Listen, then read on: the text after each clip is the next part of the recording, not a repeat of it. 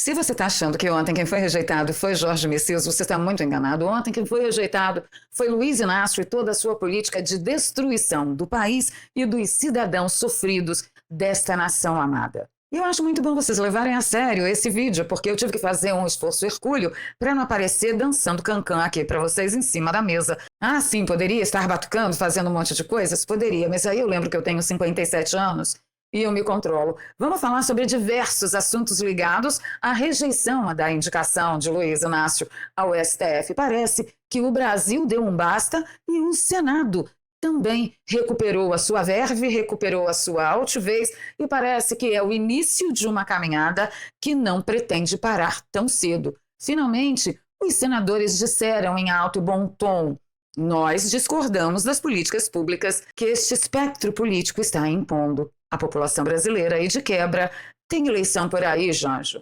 Nós estamos na mira.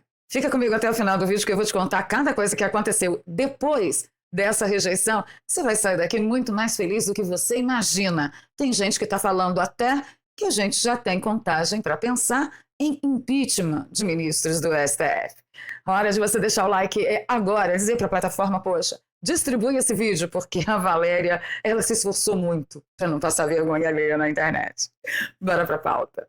Como nós estamos em ano de eleição e temos a missão hercúlea aqui de mostrar qual senador não merece o seu voto nessa próxima eleição, eu quero começar com as incongruências do astronauta Marcos Pontes. Informar também que o senador Rogério Marinho me disse aqui na mesa que o senador Wilder Moraes e o senador Marcos Pontes não vão votar, não precisa esperar. E a grande pergunta que fica é, mas por que ele não foi votar numa pauta tão importante, numa coisa tão necessária? Por que ele resolveu se omitir? Será que ele tinha algum acordo por debaixo dos panos? Olha, parece que a coisa é muito pior do que a gente imagina, porque se ele tivesse algum acordo debaixo dos panos, ele não ia ter a cara de pau de aparecer em público e justificar que ele não votou porque ele é absolutamente contra o voto secreto. O que o Marcos Pontes quis? Ele quis se eximir da culpa de não ter votado e ainda capitalizar para a sua campanha à reeleição, que eu já vou avisar para o senhor, viu, o astronauta, vai dar ruim. Vai dar muito ruim. Alguém conta para ele que essa não é a melhor forma de militar a respeito de uma pauta? Quer dizer, então, que se fosse uma votação muito importante para o Brasil e que tivesse ali pau a pau os votos, ele também deixaria o Brasil tomar na cabeça só para ter o prazer de dizer: eu sou contra o jeito que as coisas funcionam? O senhor é contra o jeito que as coisas funcionam? Ou o senhor luta para mudar, ou o senhor pede para sair? Por favor, não reelejam um astronauta. O dia que ele descer da Lua, talvez a gente possa conversar sério com esse senhor, mas não é possível que ele realmente ache que nós somos idiotas desse tanto. Para mim, está mal explicado. E para você? Deixa nos comentários para mim. 2 dias antes dessa batina de Jorge Messias, o senador Rogério Marinho esteve no Cláudio Dantas, que, aliás, Cláudio Dantas, querido, minhas reverências, que jornalismo magnífico, sensacional você está fazendo. Estou gostando muito, mas eu ainda lembro tudo que você fez no verão passado, tá? Porque aqui no nosso turno é assim. Bem, voltando à pauta do Jorge Messias, 2 dias antes, o senador Rogério Marinho esteve no Cláudio Dantas e disse com todas as letras que Jorge Messias não tinha votos para ser aprovado. Eu acreditei? Confesso a vocês que eu não acreditei. Né, gente? Tá difícil acreditar em coisa boa nesse país. Mas eu vou relembrar a fala do senador Rogério Marinho só por causa de uma coisinha. Segura aí. Senhores ministros, né? Aliás, não é 11 porque, se Deus quiser e a consciência dos senhores senadores permitir, nós teremos, depois de 134 anos, uma recusa de um ministro ou de um candidato a ministro, que é o Jorge Messias, que vai ocorrer agora no dia... O senhor acha que o Jorge Messias pode ser recusado? No dia 28, eu acredito que sim. Né? Eu trabalho para isso e vejo que é uma conjunção de situações onde o inimigo do meu inimigo torna-se meu amigo. É o suficiente para vocês juntarem o Lé com o CREA. E, inclusive, sobre lideranças evangélicas, a gente já vai conversar mais um pouquinho para frente. Fica aí comigo. Mas aí, gente, poxa, nós estamos aqui há 5 meses distribuindo informações, estudando a vida de Jorge Messias, lembrando para vocês diuturnamente tudo de pessimamente institucional que Jorge Messias fez, que pediu prisão de todo mundo, que julgava os presos 8 de janeiro como terroristas, como golpistas e outras coisitas mais, o problema da assistolia fetal, não é? A gente está aqui numa luta hercúlea para informar a população, para todo mundo saber quem é Jorge Messias. E 2 dias antes da sabatina, o Rogério Marinho esteve lá no Cláudio Dantas e disse: olha, eu acho que não passa. Mas ontem, o Nicolas veio e disse que os videozinhos ajudam e que nós vencemos. Ele está dizendo isso por quê? Porque anteontem ele fez aquele famoso vídeo de fundo preto, camiseta preta, onde ele fala, denuncia e tal. Cara, nós estamos trabalhando há 5 meses que nem uns, e o Nicolas quer os louros para ele. Mas ainda bem que a gente assistiu novamente a entrevista do senador Rogério Marinho e já anteontem nós já sabíamos que talvez o Messias não tivesse votos para passar. É ou não é? Deixa aí para mim nos comentários o que você acha da reação do Mussuelo. Mas não vamos tretar, não. Eu deixei, inclusive, lá para ele comentado. Os videozinhos ajudam, mas não fazem nada sozinhos. Mas vamos deixar por menos. E aí vem o Paulo Figueiredo. O Paulo Figueiredo comentou, né, o post do Rodrigo Constantino. O Rodrigo Constantino disse: valeu pelo vídeo de milhões de visualizações, Nicolas. Eles são ridículos, gente. Aí ele fala: obrigada, Carlos, Eduardo, Polícia Federal, Alan, Kim, pela divulgação. É dia de união e alegria, nada de treta. Aí o Paulo Figueiredo, pé da vida, falou: pô, eu comentaria, tamo junto. Mas você me bloqueou de novo e deu risada. Eu coloquei, eu também fui jogada no limbo do bloco. Mas posso falar para você, Paulo, tamo junto. Então, assim, doidinho. Gente, acreditem em mim, o Consta não é uma pessoa. Não é. Ele só precisa ajeitar a vida porque tá destrambelhado demais. Mas vamos seguir. Aí teve a comemoração de todo o povo da direita, que eu não preciso ficar passando aqui, que vocês têm certeza que vocês viram, mas eu quero focar em algumas atitudes muito peculiares depois da rejeição. Uma dessas atitudes peculiares foi o que argumentou André Janones. Ele disse: o que mais me impressiona, tanto na esquerda quanto na direita, é ver todo mundo achando que o povo realmente está preocupado com o que foi ou deixou de ser aprovado no STF. O povo está cagando e andando para isso. Quem decide eleição é povo. Olha, sinceramente, o Janones não acredita nisso. De verdade, ele não acredita, porque ele frequenta as redes sociais. Ele sabe muito bem o que o povo está dizendo na rede social. Mas outra que também chilicou foi a Maria do Rosário, fez uma denúncia dizendo gravíssimo. Pela primeira vez em mais de 130 anos, o Senado rejeitou uma indicação ao STF. A negativa ao nome de Jorge Messias é um ataque direto às prerrogativas do presidente Lula. Eu conto ou vocês contam que o Senado tem prerrogativas de dizer não ao presidente. Ok, vamos continuar. Ela continua: esse episódio é o sintoma de uma crise profunda.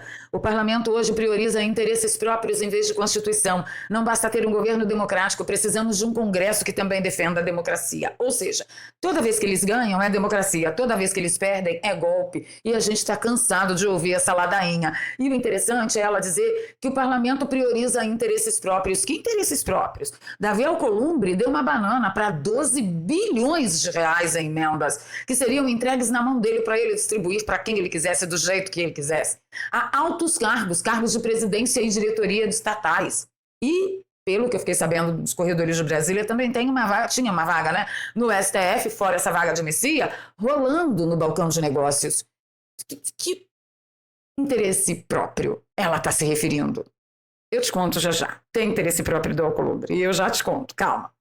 E ela continua: em ano eleitoral, a reflexão é urgente. Quem estamos elegendo para o Senado e para a Câmara? O Brasil não pode ser sabotado. Bem, eu acho que o Brasil já foi sabotado, né? Da última caixinha mágica. Então teve essa treta. Agora, foram só eles que choraram? Não. O próprio Messias, ele deu uma choradinha, e isso me colocou com a pulga atrás da orelha, porque depois de toda aquela mentirada que foi a sabatina, aquela coisa toda, dele não reconhecer os próprios erros, não pedir desculpas, não pedir perdão, não dizer: olha, eu estava errado, ponderei, mesmo que fosse mentira. Pelo menos ter um pouco de consideração com a inteligência alheia, com a perspicácia alheia. Mas não. Ficou lá se fazendo de ouvidos moucos, de bocó, dizendo que imagina, não foi isso que vocês viram, eu vou falar o que aconteceu. Ah, não, mas a gente viu outra coisa. Não, mas eu estou falando para você que não foi. Falei: mas eu vi, não interessa o que você viu. O comunista é assim. Olha só o que ele falou. Tenho certeza que lutei o bom combate, como todo cristão, e preciso aceitar o plano de Deus na minha vida. E sei que a minha história ela não acaba aqui. Eu tenho 46 anos, tenho história, tenho currículo, tenho uma vida limpa. Passei por 5 meses um processo de desconstrução da minha imagem, toda sorte de mentiras para me desconstruir ocorreu. Nós sabemos quem promoveu tudo isso. Toda sorte de mentiras para me desconstruir ocorreu. Nós sabemos quem promoveu tudo isso. Pergunta, você sabe realmente quem promoveu tudo isso, o Jorge Messias? Eu vou te contar, quem promoveu tudo isso foi o povo, fomos nós, querido. Agora, você dizer que tudo que foi feito, que tudo que foi falado, tudo que foi resgatado da sua história, da sua caminhada é mentira, me faz parar e pensar se por acaso o STF não pode, de repente, tentar derrubar a decisão do Senado por fake news. Quem sabe, né? Todo o Senado não é enquadrado, envolvido naquele inquérito das fake news que você foi incapaz de dizer esse inquérito é ilegal e o meu colega lá no STF está errado. É sempre assim. Se ele tivesse ganhado, ai meu Deus, foi Deus que me colocou lá. Como ele perdeu, ai, mas foi um processo de destruição da minha reputação e falaram um monte de mentiras. E nós sabemos quem fez isso. Quem fez isso deve temer alguma coisa? Senhor democrata. Que chega à beira dessa loucura, tá? Vão tomando nota. E logo em seguida a gente ficou sabendo que o governo Lula considerou a relação com Alcolumbre rompida de forma definitiva. Fica comigo até o final do vídeo que eu vou te contar quais são as implicações de Luiz Inácio ter feito isso com Alcolumbre. Gente, não é pouca coisa não, tá? Segura aí. E eu não podia perder a oportunidade de ser feliz, né? Coloquei ali uma figurinha com o IA. Perguntei para ele, velho, nem com 12 bilhão, nem com altos cargos estatais. O negócio está muito ruim para o lado dele, mas muito ruim mesmo. E vocês anotem, a postura de Davi Alcolumbre nos leva a crer que não vai ter caixinhas mágicas para segurar a eleição de Flávio Bolsonaro. Eu explico já já por quê. O ministro André Mendonça, que eu tenho em altíssima conta, ele veio a público. E calma, não morram de ódio ainda não. Esperem até o final. Ele disse o seguinte, respeito a decisão do Senado, a gente acha bom se eu respeitar, né? Mas não posso deixar de externar minha opinião. O Brasil perde a oportunidade de ter um grande ministro do Supremo. Messias é um homem de caráter íntegro e que preenche todos os requisitos constitucionais para ser ministro do STF. E amigo verdadeiro não está presente nas festas, está presente nos momentos difíceis. Messias, saia dessa batalha de cabeça erguida, você combateu o bom combate. Deus o abençoe, Deus abençoe o Brasil. Bem, eu espero que tenha sido apenas uma manifestação proforme, até porque eles são evangélicos, né? Mas, enfim, eu acho que foi uma declaração infeliz, porque não, Messias, ele não é um homem de caráter, porque eu acho que quem legisla do jeito que ele legislou a respeito da sistolia fetal não é um homem de caráter, não tem integridade quando manda prender todo mundo. Ah, depredou o prédio, se eu não fizesse isso eu estaria prevaricando. Ter o focinho, mandasse investigar e não prender. Terceiro, preenche todos os requisitos constitucionais. Olha, se ele preenche os requisitos constitucionais na vaca fria da lei é uma coisa. Agora, o caminhar dele preenche os requisitos institucionais? Não, o caminhar dele não preenche os requisitos institucionais porque a vida inteira ele foi capacho de PT. Ele teve madrinha, estocadora de vento e padrinho, 9 dedos, cachaceiro, absorvente de alambique. Então, não, isso não é nada institucional, ministro André Mendonça. Sobre a amizade do senhor com ele, eu não posso falar nada. Parabéns pela declaração, porque realmente, amigo, não está só na hora de festa, está na hora de momentos difíceis. Eu imagino que para ele tenha sido um momento muito difícil, mas eu garanto ao senhor que Messias nunca passou momentos tão difíceis quanto, por exemplo, a família de Clesão, quanto, por exemplo, os familiares da dona Coisinha lá de Tubarão. Quanto, por exemplo, aquelas 2 idosas com mais de 70 anos que foram liberadas para prisão domiciliar de tornozeleira há 3, 4 dias atrás. Jorge Messias nunca chegou perto dos momentos difíceis que Alan dos Santos passou, que o próprio Rodrigo Constantino passou tendo que tratar de um câncer severo, com seus bens todos bloqueados no Brasil, por falar.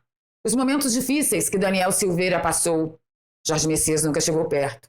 E se eu fosse o senhor, como cristão, eu me solidarizaria com essas pessoas perseguidas. Perdeu uma ótima oportunidade de ficar calado, querido. Aí eu tive que trazer o post do Silas Malafaia, porque eu preciso que vocês me ajudem numa coisa. Eu passei todos esses 5 meses ouvindo de todo mundo daqui e dali, porque Silas Malafaia apoia Jorge Messias. E, na verdade, na página dele, oficialmente, e pelas minhas fontes no meio evangélico, eu não ouvi nada a respeito de Silas Malafaia apoiar Jorge Messias. Aí ontem ele veio. Derrota vergonhosa para Lula. Como disse em várias entrevistas, Messias é um esquerdopata gospel, onde tenho profundas divergências, diametralmente oposto ao que penso. Acabou a indicação dele para o STF. Só o próximo governo. E sim, essa é uma grande notícia que eu também vou comentar com vocês já em pormenores. Então eu queria saber de vocês, vocês ouviram sair do Silas Malafaia apoio ao Jorge Messias? Porque eu não ouvi. Ah, Valéria, mas a gente não ouviu também negativa. Ouvi. ouvi negativas. Aquela coisa assim, né? Já no meio das frases, mas ouvi. Então, assim, me ajudem, deixem nos comentários aí. E já caminhando para quase final, vamos ouvir o nosso próximo presidente? Grande parte dos eleitores vão escolher os seus senadores caso eles se comprometam com o impeachment de ministro do Supremo. Não fico feliz com isso, mas é uma consequência que os próprios ministros do Supremo precisam entender que não é uma consequência de uma postura nossa, nem um ato do nosso lado, nem uma mobilização, organização da direita, nada disso. É preciso fazer uma autorreflexão, ter humildade de entenderem que chega nesse ponto em função dos excessos de alguns dos membros do Supremo. É também um pouco da sociedade dando resposta ao Supremo, isso é inegável. Vocês conseguem ver o papagaio de pirata ali do astronauta? Ao lado de Flávio Bolsonaro, mas é um cara de pau mesmo. Eu estou aqui falando contra a instituição, vou sempre defender a instituição. Eu defendo tanto as instituições que há muito tempo eu tenho pedido essa autocontenção.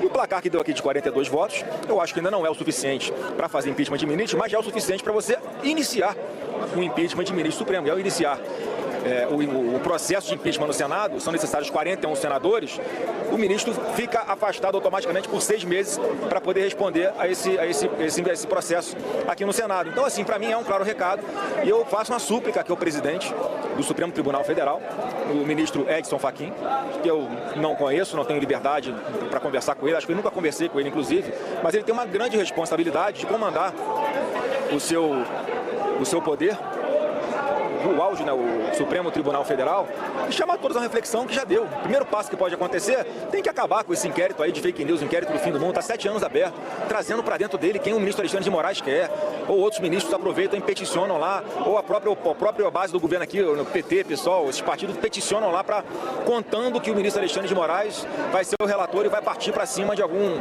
adversário político. Isso cansa, isso não é democrático, já deu. Então peço aqui ao presidente do Supremo que chame os trabalhos à ordem e arrume a casa.